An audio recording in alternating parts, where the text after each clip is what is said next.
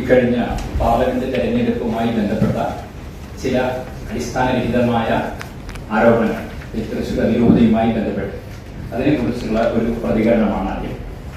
ഇക്കഴിഞ്ഞ പാർലമെന്റ് തെരഞ്ഞെടുപ്പിൽ തൃശ്ശൂരിൽ നിന്നുള്ള ജനവിധിയുമായി ബന്ധപ്പെട്ട് ക്രൈസ്തവ സമുദായത്തിന് നേരെ ഉയർന്നു വരുന്ന തികച്ചും അടിസ്ഥാനരഹിതമായ ആരോപണങ്ങളെ തൃശ്ശൂർ അതിരൂപത നേതൃത്വം അർഹിക്കുന്ന അവജ്ഞയോടെ തള്ളിക്കളയും.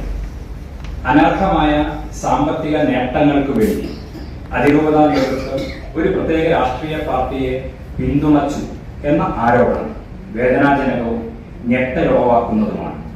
തൃശ്ശൂർ അതിരൂപത രാഷ്ട്രീയ തിരഞ്ഞെടുപ്പുകളിൽ ഏതെങ്കിലും രാഷ്ട്രീയ കക്ഷിയെയോ മുന്നണിയെയോ പിന്തുണയ്ക്കുകയോ എതിർക്കുകയോ ചെയ്യാറില്ല എന്നത് സുവ്യക്തമാണ്.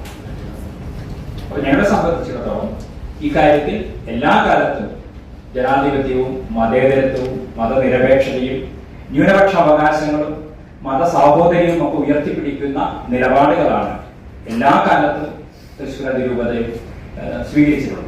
ഇക്കഴിഞ്ഞ തെരഞ്ഞെടുപ്പിലും അത് തന്നെയായിരിക്കും തങ്ങളുടെ നിലപാടെന്ന് കഴിഞ്ഞ ഫെബ്രുവരി മാസം 25-ാം തീയതി തൃശ്ശൂരിൽ വെച്ച് സംഘടിപ്പിച്ച ആയിരക്കണക്കിന് പേര് പങ്കെടുത്ത സമുദായ ജാഗ്രതാ സമ്മേളനം അതിൽ തൃശ്ശൂർ അതിരൂപതയുടെ നിലപാട് സംശയലേശമന്യേ വ്യക്തമാക്കിയിരുന്നു. പക്ഷെ അതിനുശേഷവും ഈ തെരഞ്ഞെടുപ്പ് ഫലത്തിന് ശേഷം ചില ആരോപണങ്ങൾ ഉയർന്നു കേൾക്കുകയും അത്തരം ആരോപണങ്ങൾ അടിസ്ഥാനരഹിതമാണ്